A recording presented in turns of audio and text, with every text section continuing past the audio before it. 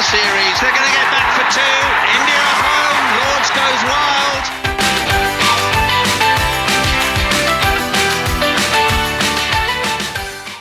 Hello and welcome to the latest episode of the 81 All Out podcast.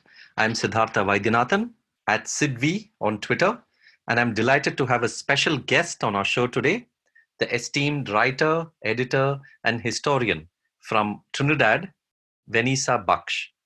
Vaneisa has been writing about cricket in the West Indies for over 20 years, and I wanted to chat with her about the various aspects of the game in the islands. I began by asking her about a book she is currently working on the former West Indies captain, Frank Worrell. Why, I wanted to know, had Vaneisa been drawn to Sir Frank? Well, it became about Frank Worrell in many different ways. One is that when I was doing my master's degree, I did a research project on the West Indies cricket culture, and through the biographies and autobiographies of the West Indian cricketers for the last 100 years, starting basically with Larry Constantine.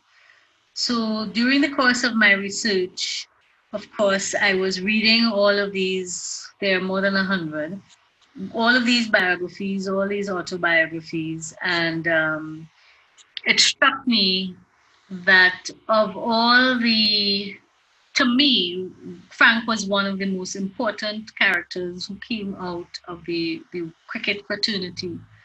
And so he had always had a sort of special place of interest for me in terms of all the characteristics that he represented. So some years ago, there was a committee that called itself the Sir Frank Worrell Memorial Committee that had been formed after his death, mainly by people who were contemporaries of his, friends, and certainly devotees.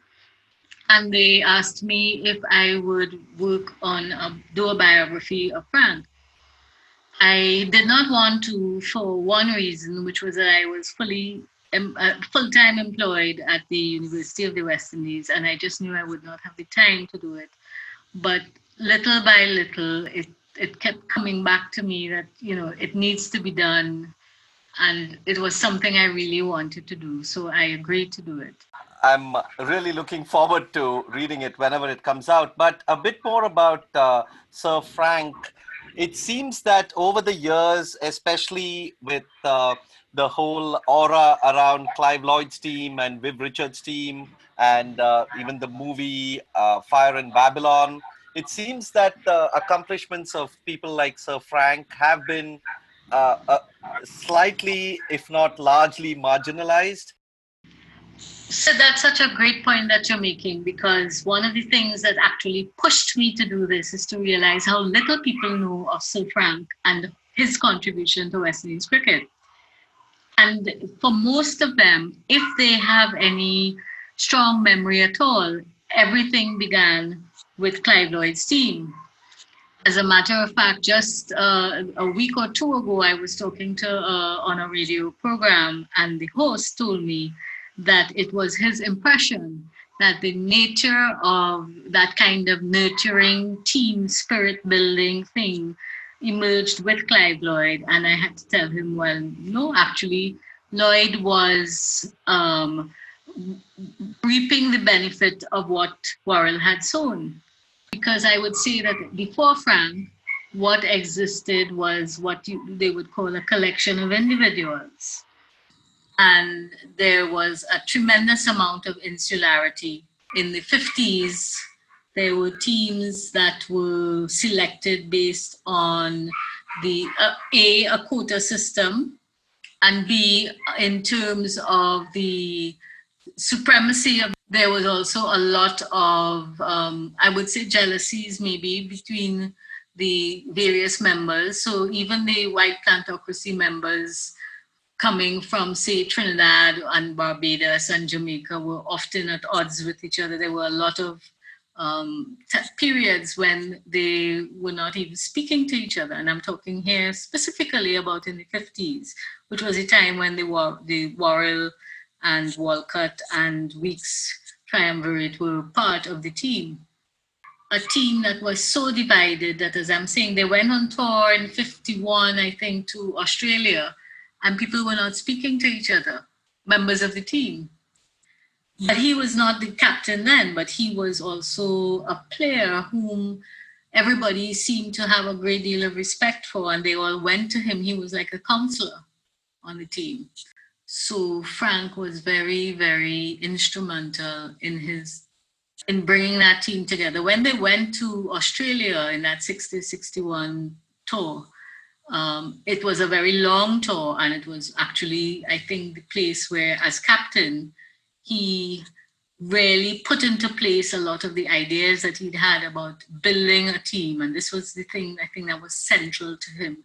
I said about him that he was surprised to find that among the main things that Frank thought was in selecting a team was to have a player who was a team person. And it didn't matter as much what their individual talent was. He wanted people who were team players. So I think these are the things that Frank brought to the West Indies team. And at the end of that tour, what you had were players who actually liked each other, who socialized with each other, and who, in a sense, were looking out for each other in a way that had been unprecedented. And as you can remember, that Australia tour was one of the most significant tours for the West Indies in its entire history. Let's move on from the book now, and let's talk about your experiences of writing about cricket in the Caribbean. When did you start writing? What drew you to it? And can you just give us a bit of background on that? Interestingly, I had been always, I suppose like a lot of West Indians, fairly interested in cricket. My family played and everybody around me, just played cricket. I grew up in a cricket playing environment. And then I went into journalism. And I continued to follow it, but didn't actually, to be honest, didn't dare or even think that that I had any particular calling towards writing on cricket. And what actually what may have triggered the opening of that were two events that happened. I was asked to cover the launch of a book on Sunil Gavaskar, which was done by a Trinidadian, Clifford Narayan Singh. But anyway, so I went to interview Sunil just to do a profile of him. And then a couple of days later, Michael Manley was in Trinidad to also launch his book, the relaunch of his book called The History of West Indies Cricket. And that was another interview I had to do. So I was talking to both of them, not just about cricket, but about their lives and their relationships with cricket. It was after that it occurred to me, I would like to write about the people in cricket, not to report on cricket, because I have never played cricket and certainly not well enough to be a technical expert on it. But I felt that there was something so interesting about the mindset of people who are involved in cricket.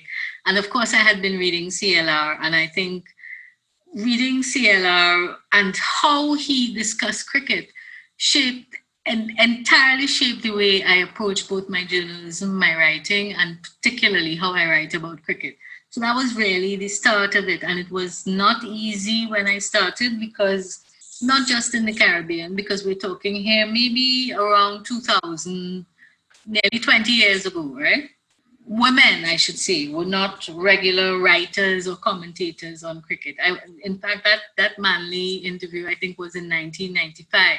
There was a lot of resistance to it when I started in the newspapers where I wrote columns then, and when I would write on cricket, it would provoke a lot of people. The basic question was, what does she know?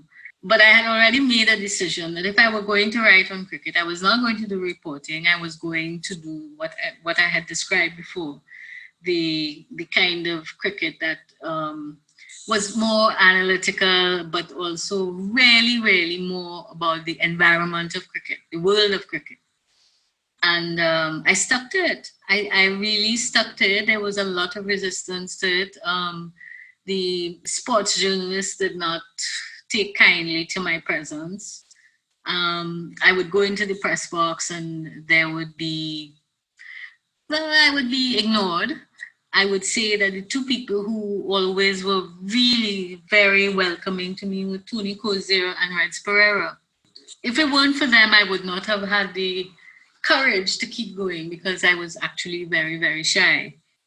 So, as you can imagine, it was an intimidating environment to be around. Can you talk a bit about that intimidating environment? Was it more that you got the feeling that people felt that you didn't know the game, or was it just that because you were the only woman there that there was a sense of being out of place? Can you talk a bit about how you felt back then? Mostly, I felt like an intruder. Okay. And I think that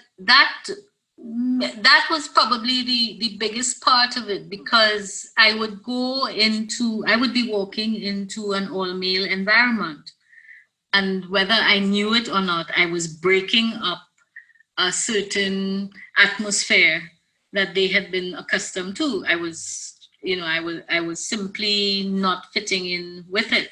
I was not chatting with everybody. I was not one of the boys.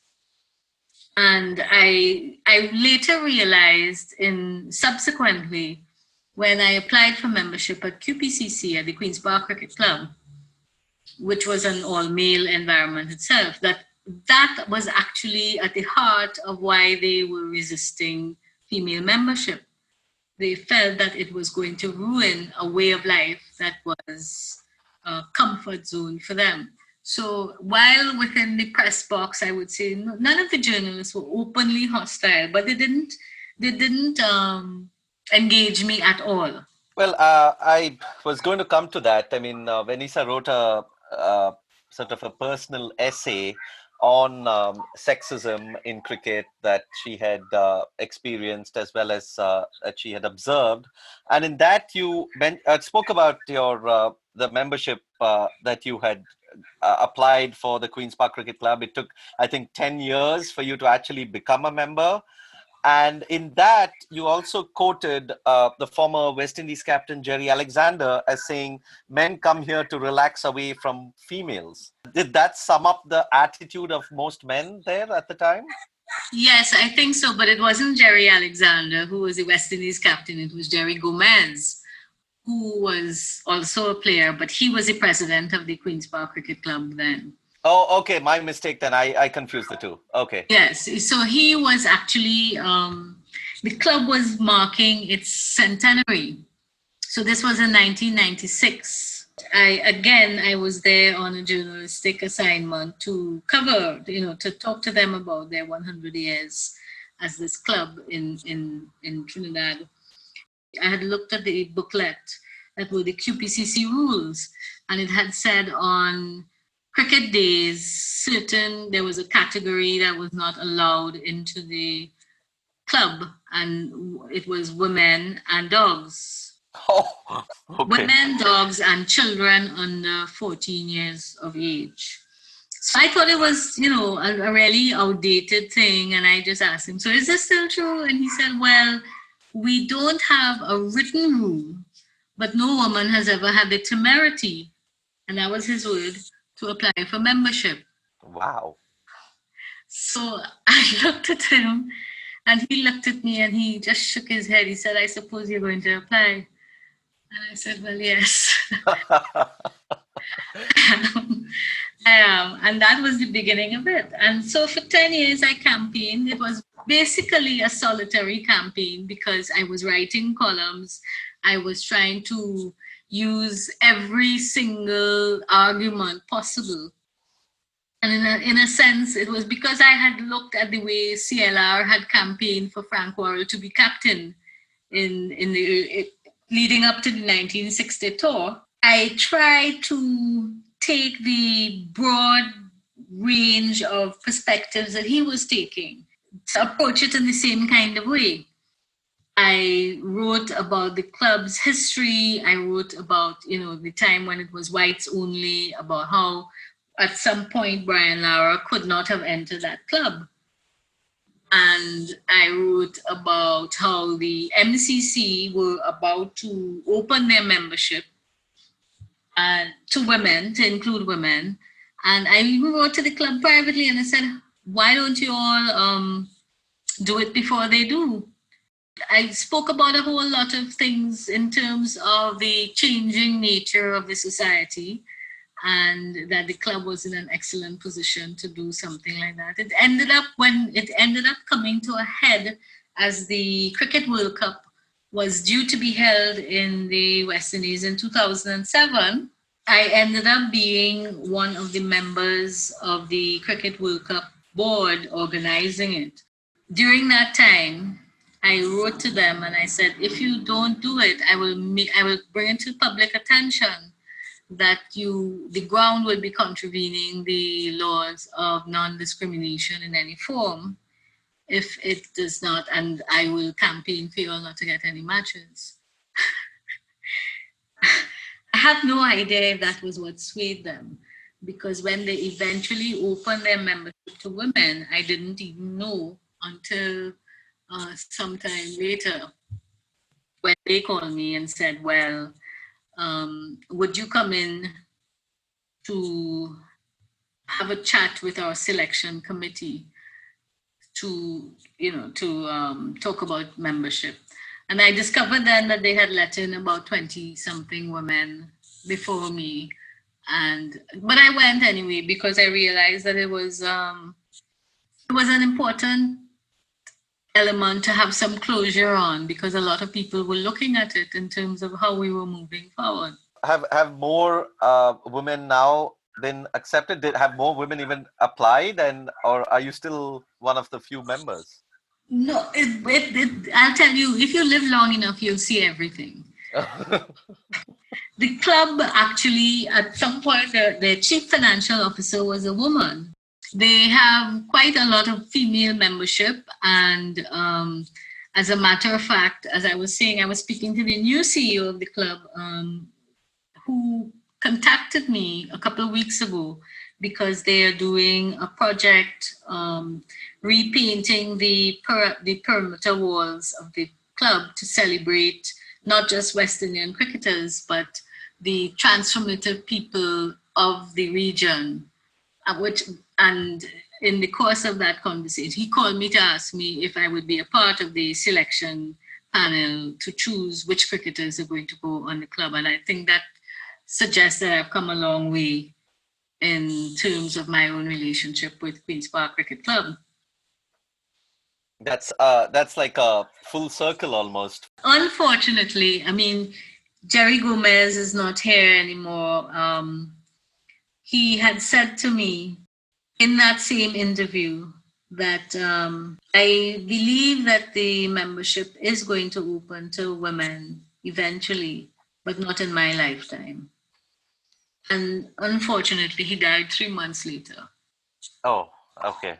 Part of me is, as somebody who is naturally inclined to history and to understanding our history, I'm very scandalized most times about how little our current generation knows about our history as West Indian people. And it strikes me that there's something also good about the idea that very few people even understand or know that Queen's Park Cricket Club once had a whites only policy and a no females policy. Because it's just the norm now for everybody to have membership, I suppose, once there's room and once they can pay their membership fees. So it's a mixed feeling, because at one level, it's become so normalized that it is not an issue. It's not even something that this generation even knows that there was once, it was a big deal. But it's also a sad state about how few people, as you know, don't know who Frank Worrell is. And to make it worse, I encountered somebody the other day, a young man from Trinidad who was 28 years old, who did not know who Viv Richards was. Oh my goodness.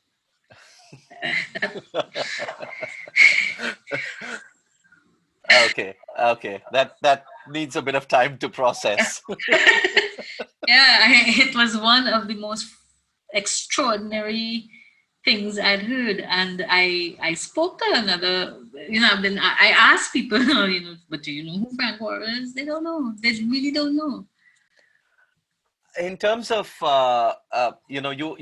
you're talking about change and how things have been much more normalized at the Queen's Park Cricket Club, but can you talk a bit also about the history of sexism when it comes to cricket itself in the West Indies, not just in terms of clubs but also in terms of players and their attitudes? In that essay, in that personal essay that I referred, which I will link to in the notes, you have spoken about getting calls from players, getting flirtatious uh, remarks thrown at you, and various other kind of experiences. But is that changing, or is something like what happened with Chris Gayle, is that an exception, or are you just seeing more of that around you? I would say that personally, maybe because I've aged so gracefully, I don't experience so much of that kind of harassment anymore.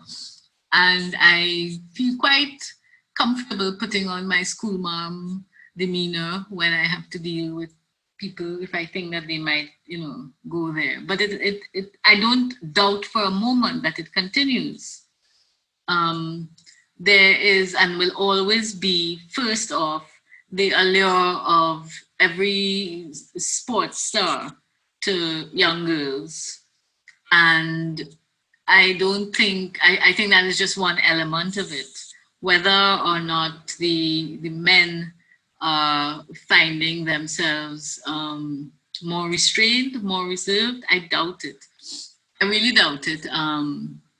The culture, and I hate to make it sound as if it is a Caribbean culture, because I genuinely don't believe it is.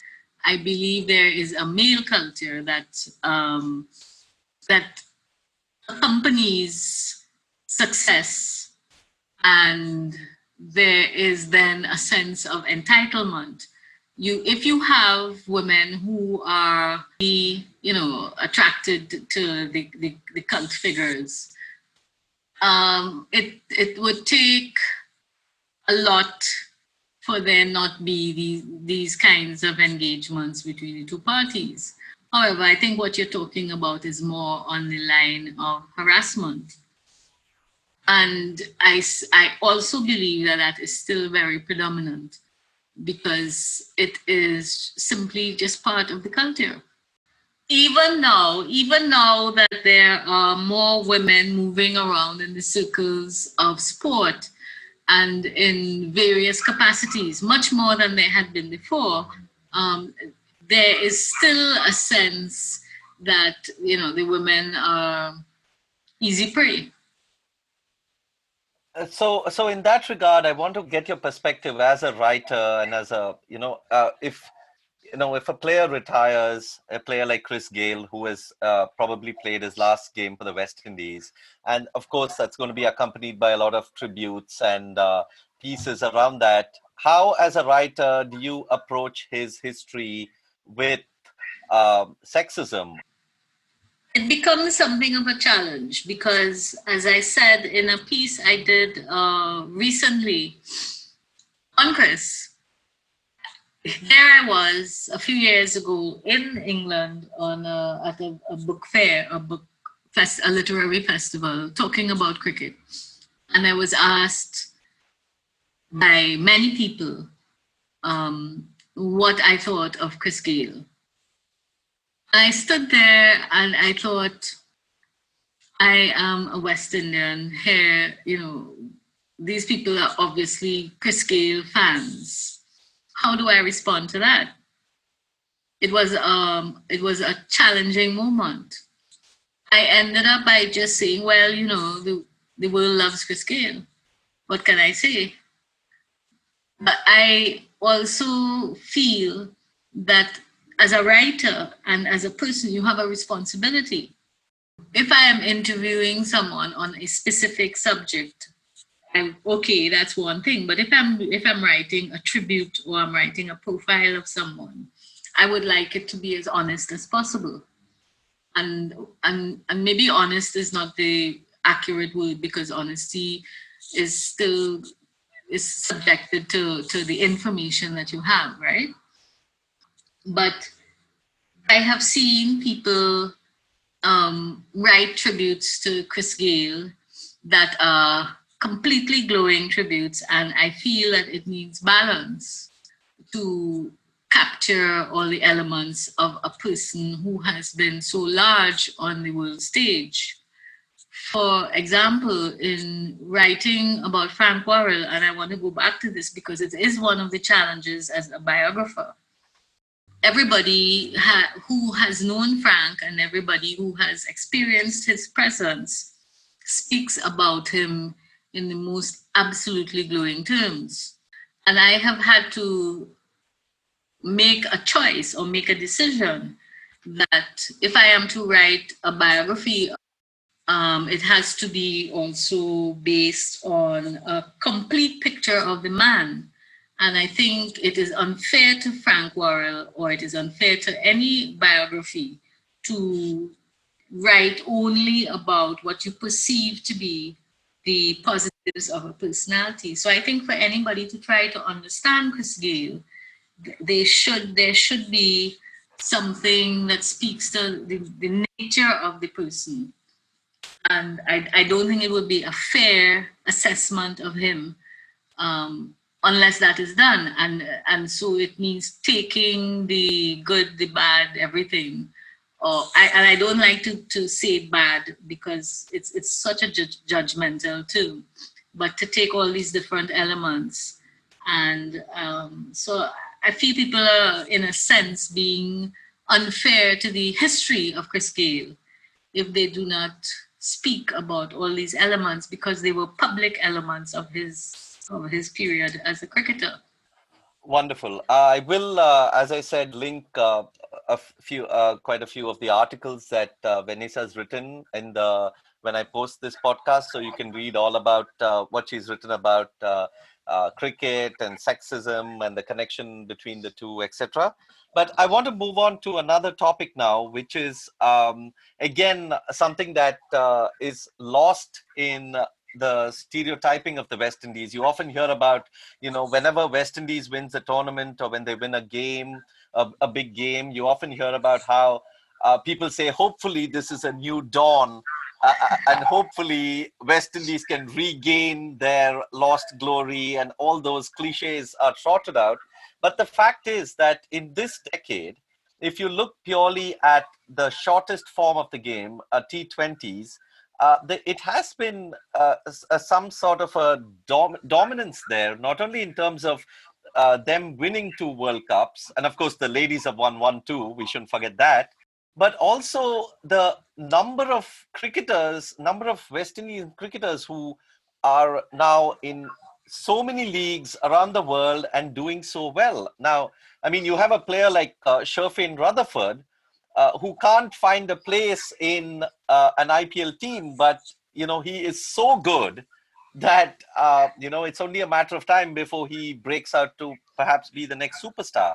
And you have Puran and Hetmaya, and I can name like 15 cricketers who are probably going to turn out to be T20 superstars. Is that like something that often goes below the radar, that this team these players have really aced this format? About maybe nearly 10 years ago, I was doing, it was a Frank Worrell lecture in Trinidad, and I was talking about, and this was before, just as the team in itself was emerging, and I was talking about my belief that the West Indies could produce some of the best T20 players in the world, and it was based on my observation that among the skills that you needed for T20 was these short bursts of intensity. And it is one of the things that people had been lamenting had been the reason for the West Indies' decline in Test cricket. They kept talking about the short attention spans, and that these guys would come in there and they would not be able to have the stamina and the strategy to last for the long periods that Test cricket requires. And I was saying, well, if we look at that and we begin to develop that skill into something that could become a positive for the West Indies, then I would see us becoming T20 champions. Now, I think there is something, say that, again, I'm going to go back to CLR. CLR had talked about the flair of West Indian players, that they all have this dashing kind of approach to cricket, and this is what sets them apart. And you will know, and we all know, that despite everything, when a West Indian player, say, appears in the IPL or the CPL or in the T20 formats, they are exciting to watch. I still think that even when this team is losing, there will always be somebody or a couple of players who are just really exciting to watch. They bring something to it that is dramatic, that is, full of flair. And I think the problem has been that they are largely undeveloped, so that they have been not being able to hone those talents.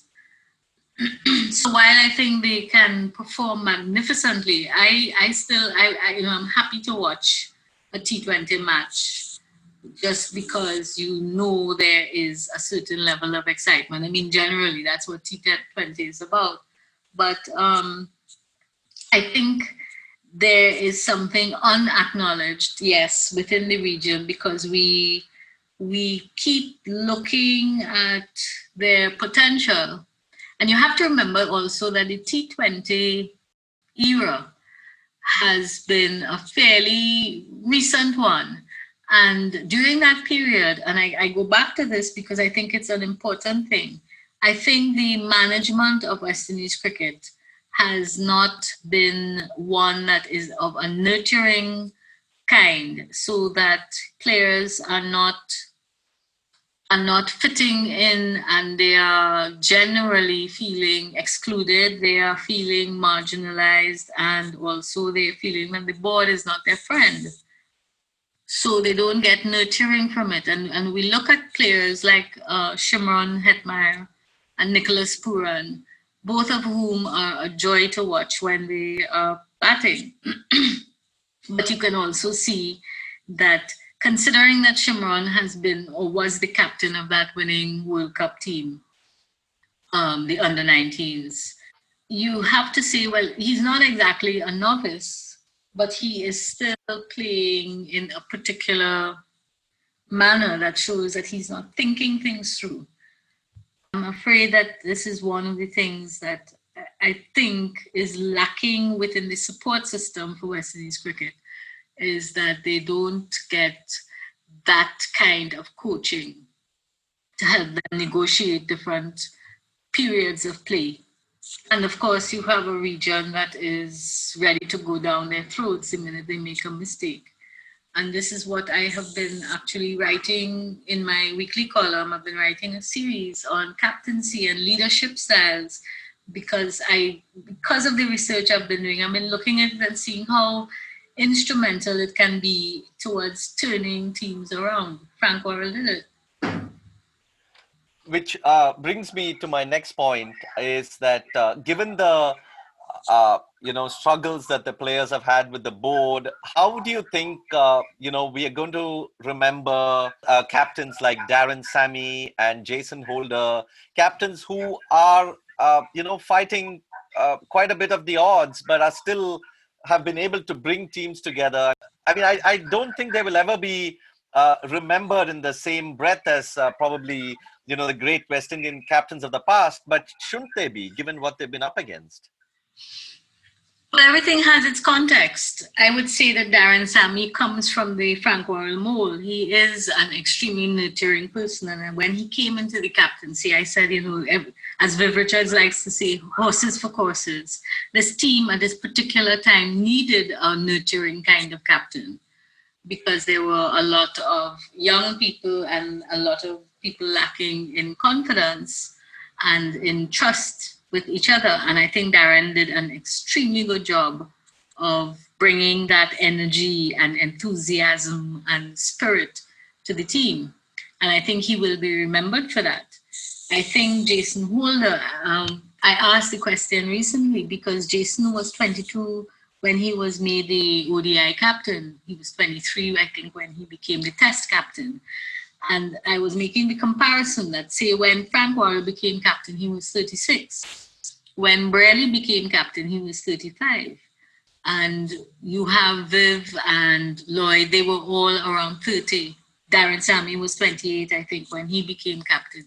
And then you had Jason Holder being brought in a team that was young, relatively young, but also did Jason, and was the question I was asking, have there been any programs in place for Jason in terms of training, teaching him how to deal with such a position? Because one way or the other, however you look at it, the position of West Indies captain is one of the largest positions that you can occupy in the region.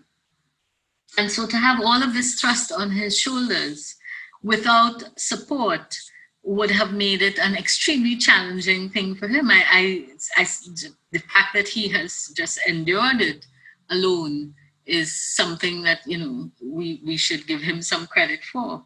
And of course, they came, both of them were there at a point where there was a cricket board run by Dave Cameron, whose style of leadership was soundly criticized, often because of his dictatorial tendencies, and because people felt that under his watch, the adversarial relationship between players and administration became more and more pronounced. So yes, I would agree with you that they have done well to survive, and I don't know, in terms of the amnesiac quality of people within the region, I would hope that they will be remembered for it, because if people can forget who Frank Worrell was or not know who Viv Richards is, anything is possible. But I can tell you one thing, whatever Sammy's captaincy or Jason's captaincy holds for them in the future, people will remember somebody like Chris Gayle. And that should tell a story. They will not remember Chris Gayle as a captain, which he was, but they will remember him probably faster than they will remember either Sammy or Holder. Yeah, that's very interesting. And I also think that at the moment, West Indies cricket is in such an exciting space because the test team has been doing quite well. I mean, they had a series win against England, and they have all these players with so much potential in there. And then the T20 team, of course, is always going to be contenders.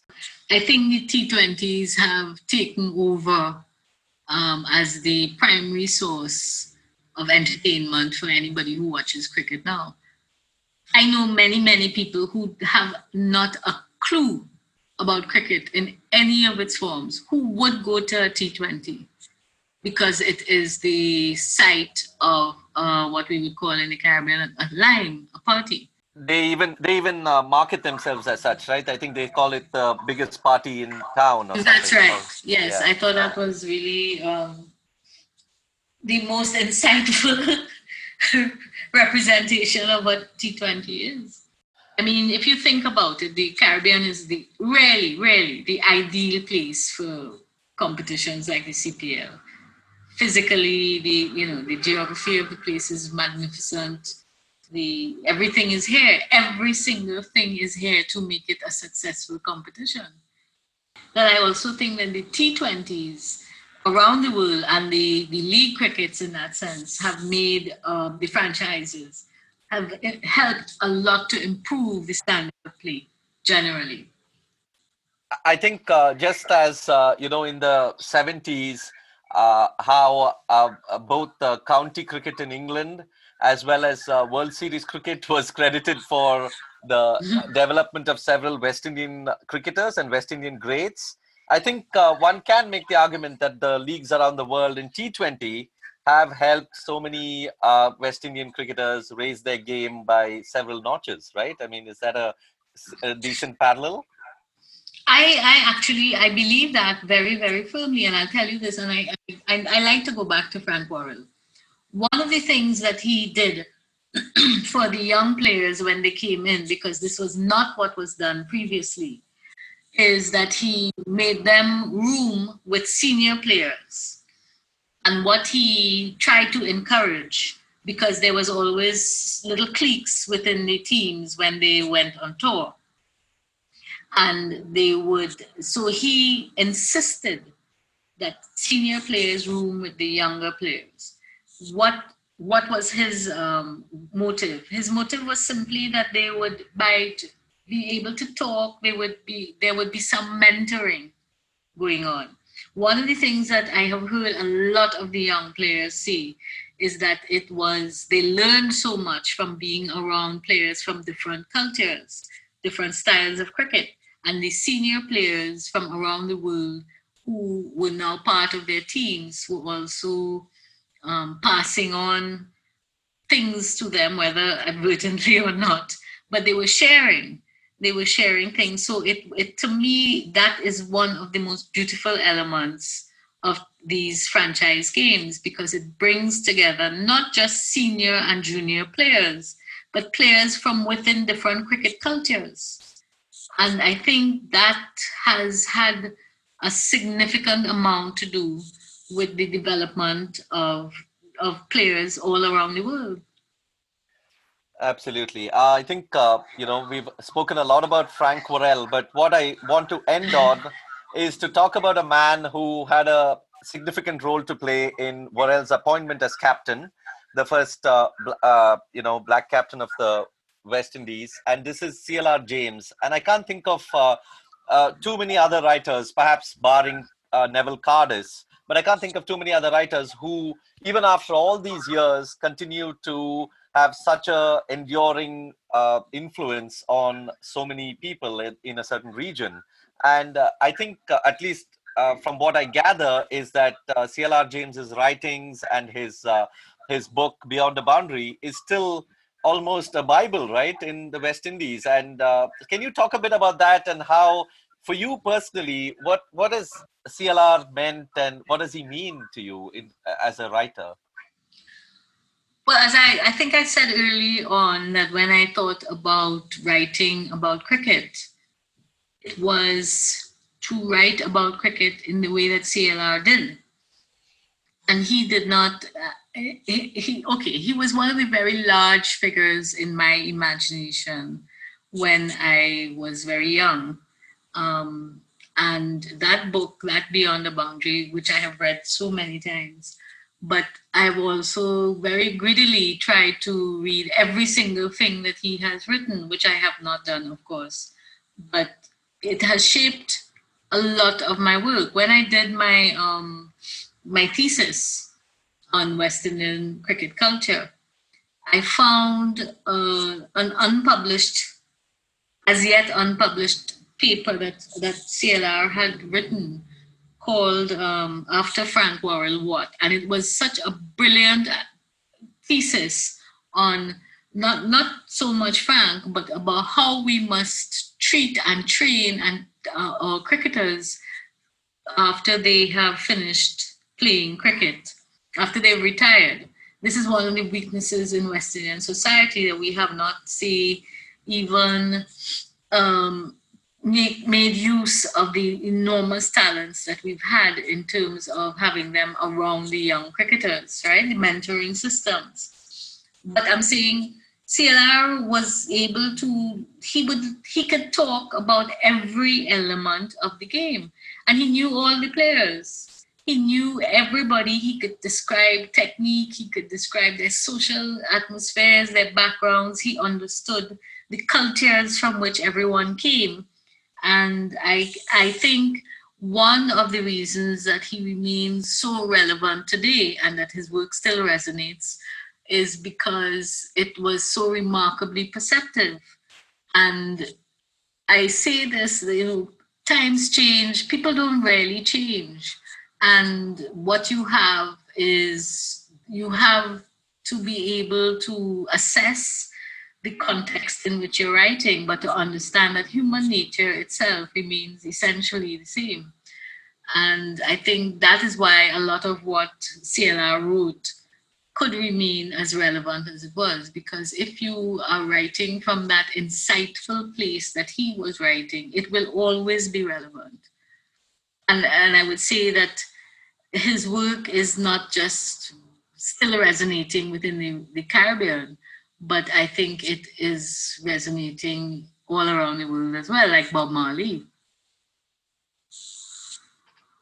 Absolutely. So thank you, Vaneisa. I think we covered good ground. And of course, I would love to go on and on, but we do have to stop at some point. So I think I'll choose this as a stopping point. And thank you for sparing the time. Oh, this has been such a pleasure. I really have enjoyed spouting off on West Indies cricket. And it was good chatting with you again, Sid. So that brings us to the end of another episode of the 81 All Out podcast. Please subscribe on iTunes, Spotify, Google Podcasts, or wherever else you prefer. It would be wonderful if we could leave a rating and a review so that more people find us. You can also follow us on Twitter at 81 All Out and check out all our previous podcasts and articles on our website, 81allout.com. In case you're still listening, here's a shout out to our sister podcast on regional movies, whereistheotherbanana.com. You can follow them on Twitter at theotherbanana and watch out for updates on all the movie reviews and discussions that they put out. As always, we would love to hear your thoughts on the work we do, so please send us your feedback. Goodbye. In the air, Srishan takes it! India win! He'll come back for the second. India have won the test match. India have won the series. They're going to get back for two. India home.